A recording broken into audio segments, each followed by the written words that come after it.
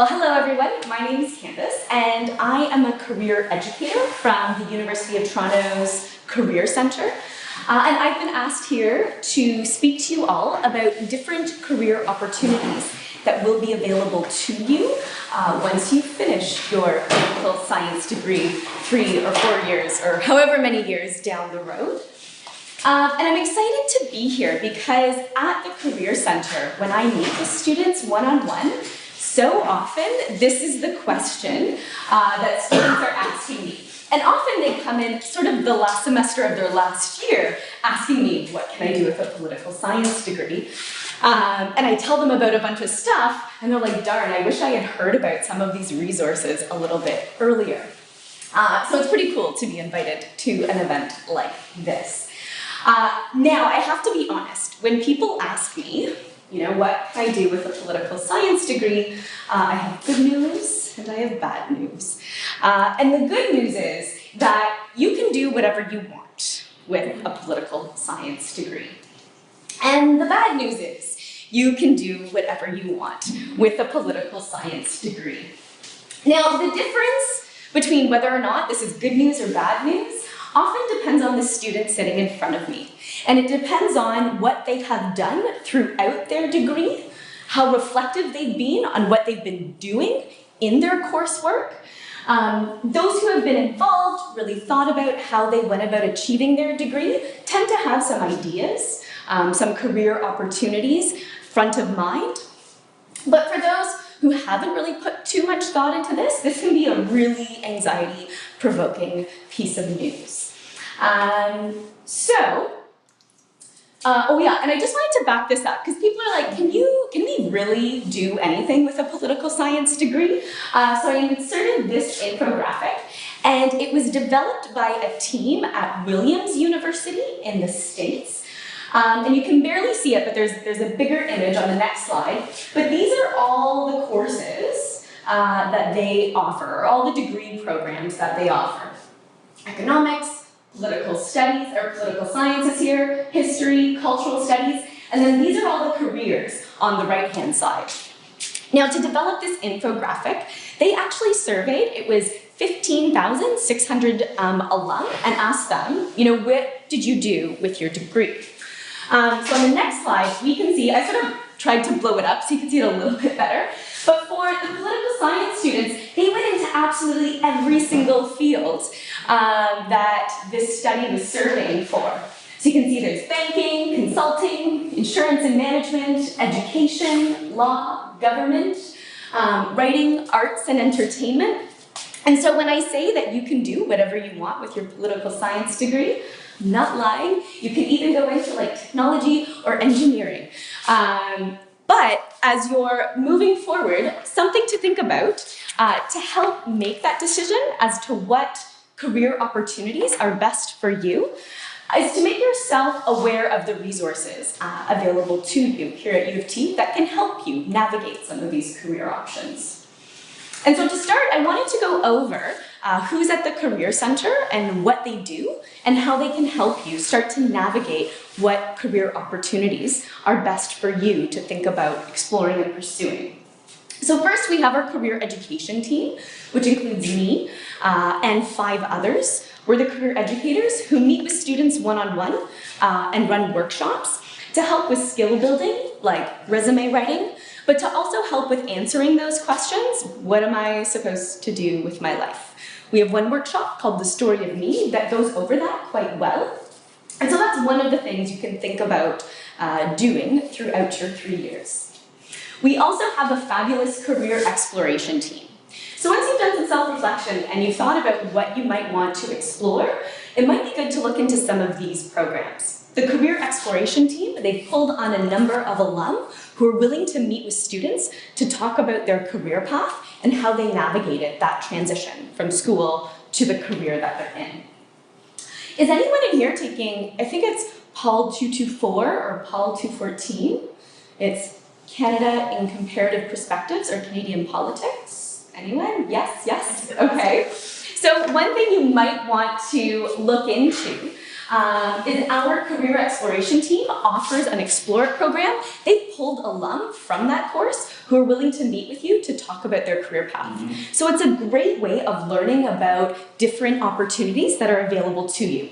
For those who aren't in that course, no need to panic. There is a U of T Arts and Science wide program called Extern that we house at the Career Center that does the same thing.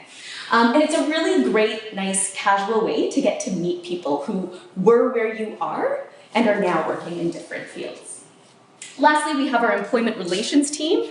So after you've done some thinking about where you'd like to go, explored it a little bit, it might be time to get face-to-face with an employer. And that's what our our employment relations team helps set up. They coordinate career fairs. We recently had a career information days. There was like 54 employers there for the arts and science students. And they also have information sessions. So a lot of employers come to campus and are really interested in meeting with students here. And if they come to offer an information session, they have jobs posted on our job posting board at the Career Center. So they're actually recruiting. So those are some of the ways that you can start to explore your career options now. But what I wanted to do was get this started. Because what I want you to really remember when it comes to developing your career path is to think that it's really important to understand yourself, your skills, strengths, values, and the skills that you're acquiring throughout your degree.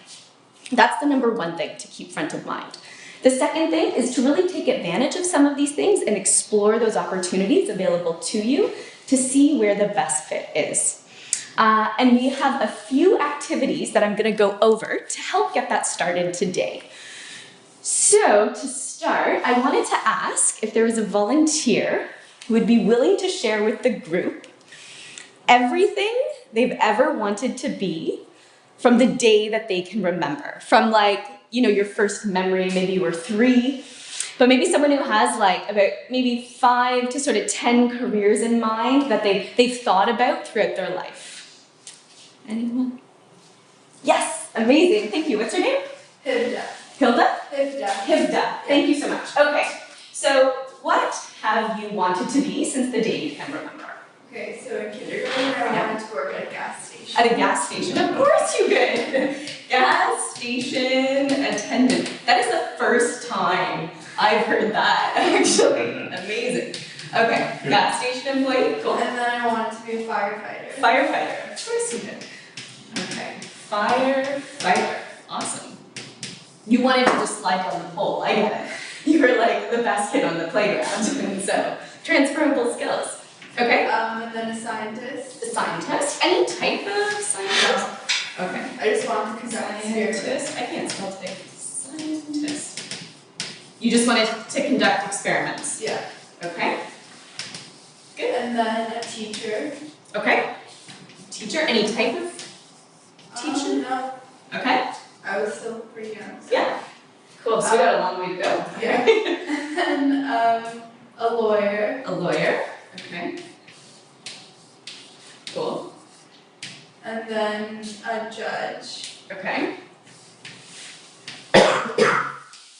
And then like a classical musician. Okay.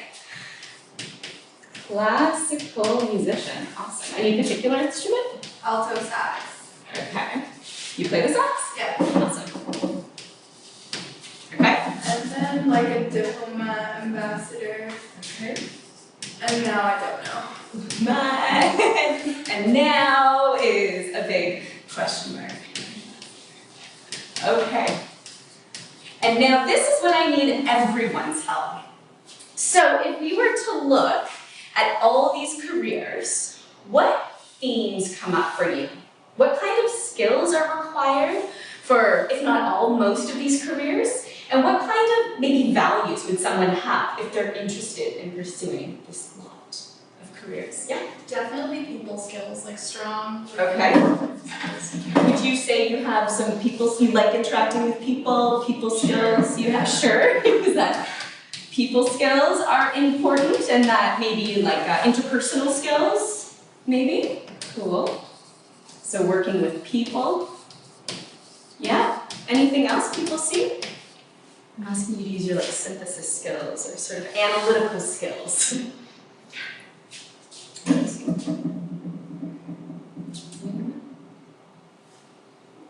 I see like For some of them, maybe like a level of prestige. Would that, for like teacher, lawyer, judge, the musician, sort of, would that be something you're aiming for in your career? Yeah? Level of prestige is maybe important. Yeah?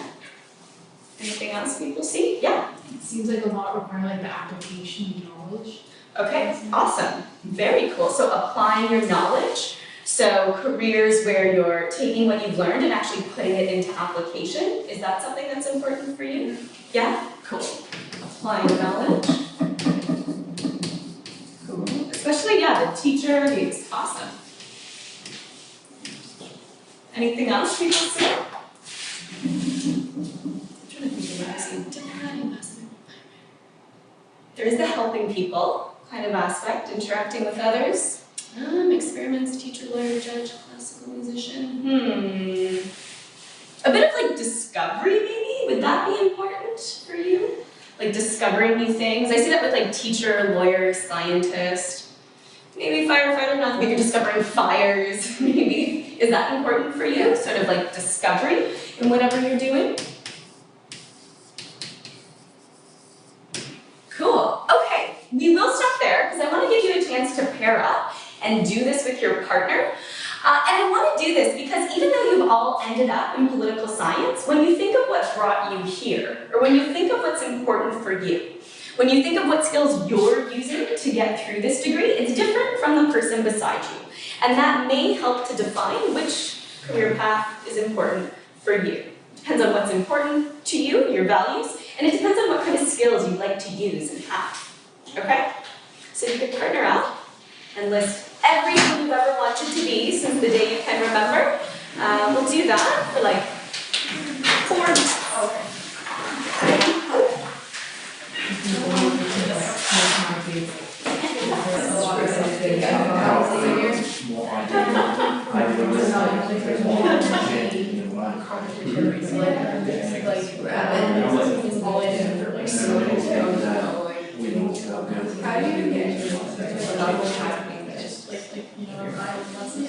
Is it okay if I cut you all off now? Is that all right? Okay. Did you learn anything about yourself? No. Did you learn anything about yourself? Yeah? Okay. So it's a fun activity to do.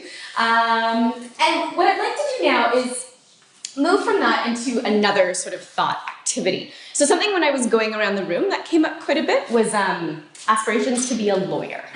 Okay?